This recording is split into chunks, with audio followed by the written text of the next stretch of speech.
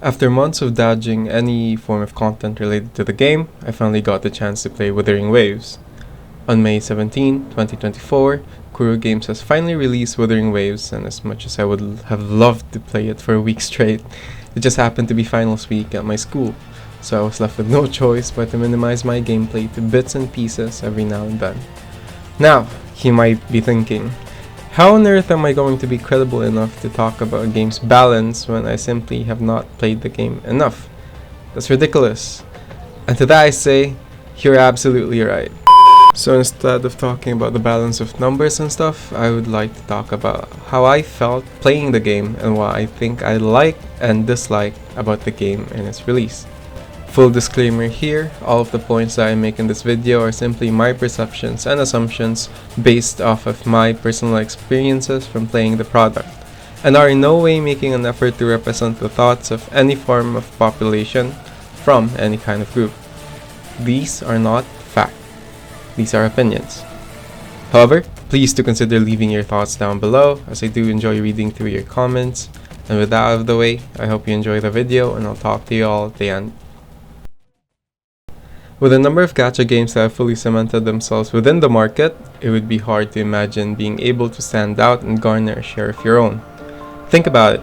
You've got games like Genshin Impact and Honkai Star Rail at the top, proving time and time again that they are basically unkillable. Trust me, people have tried.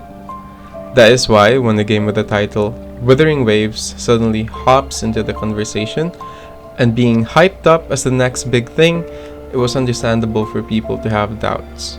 Some people have even taken the courage to claim that this was going to be the game to take down Genshin Impact, and we all remember how that went the last time. So, a couple of weeks ago, the game finally released, and I immediately took the time to see where all of these big claims were coming from. And I must preface this discussion by saying that I was, and I still am, genuinely impressed by what I've seen. But, how exactly did that happen? Let's begin with what I ended up liking about the game. Visually, the game is appealing, and I know that this is an opinion that will most likely be a hit or miss with the majority of the players, as it's a lot less colorful than most of the games that I'm used to playing, and in a way, it took me back to when I was a kid playing Final Fantasy VII Crisis Core on my PlayStation Portable, with the way how everything looked. In a good way. The setting, with a lot of the aspects of real life being integrated into the chaotic areas that were battered and broken, just felt great to explore. Even some of the enemies incorporated this into their own designs, and it absolutely feels intimidating to encounter them for the first time. At least, it was because I went in without any idea about what to expect, which definitely made the whole experience better. The characters also look stunning. I mean, design-wise, the liberties that they took with each character, and the way they just pop within the game while you're using them, or while they act out in the cutscenes, just make it so much more exciting to get them. 4 stars and 5 stars alike. I mean it. I don't get upset, at least as of the moment, to lose my 50/50s and get any of the standard characters. I mean, look at them. Also, a couple of small things I would like to mention. Weapon banners don't have 50/50s. And 4-star characters, they have ultimate animations. Think about that. The exploration absolutely blew me away. And this is not an exaggeration, by the way. As someone whose only experience with gacha games were literally in the form of switching back and forth in between Genshin Impact and Honkai Star Rail, your ability in traversing the world of Wuthering Waves just felt so spontaneous, which actually helps it out a lot.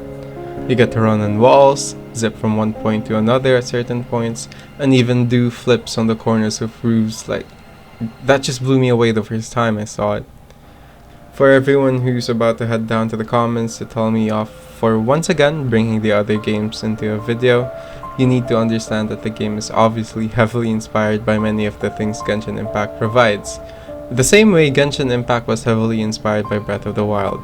The thing is, I do believe that exploration feels so much better in Wuthering Waves.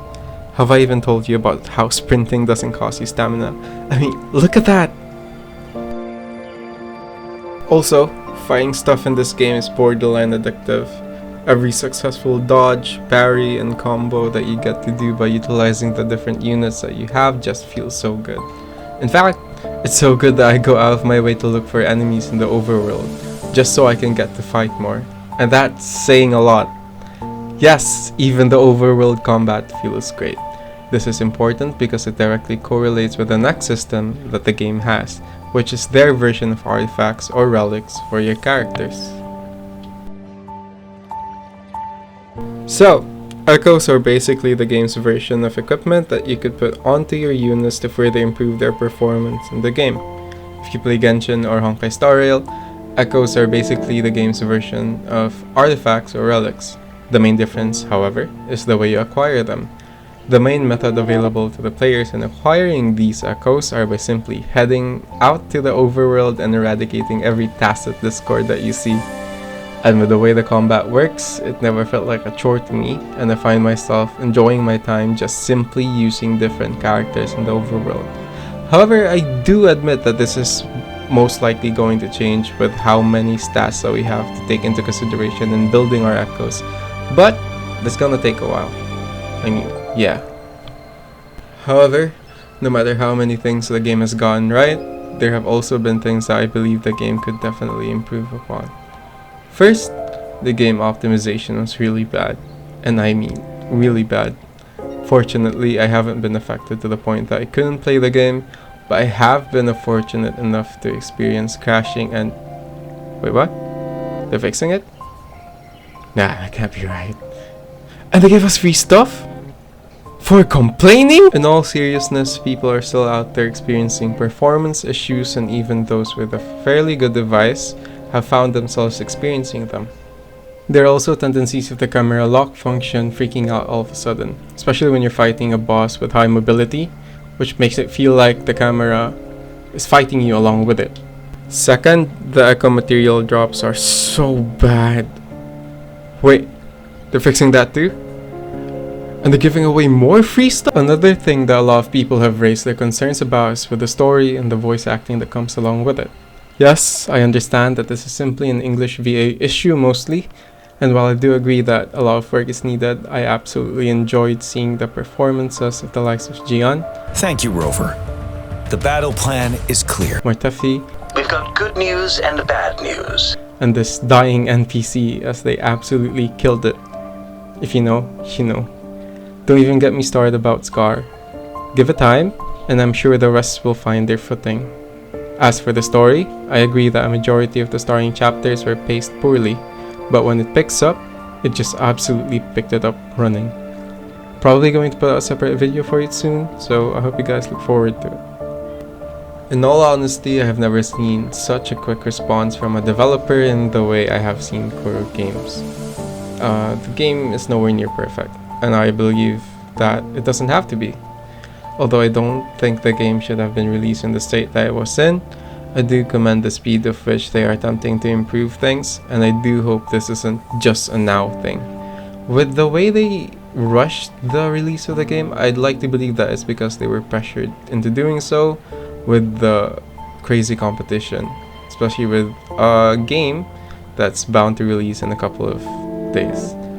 Now, is it as big as everyone made it out to be? That's debatable. Will it finally kill Genshin Impact? Nah, it definitely won't. But it doesn't have to.